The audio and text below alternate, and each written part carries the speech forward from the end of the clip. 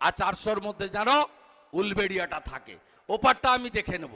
মেদিনীপুরে 5টাই জিতবে, ঝাড়গ্রামও জিতবে, মেদিনীপুরও জিতবে, ঘাটালও জিতবে।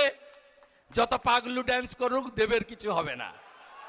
দেব মাল নিয়েছে, এনামুলের ভাই পিন্টুর কাছ থেকে গরু পাচারে 65 লক্ষ টাকা নিয়েছে।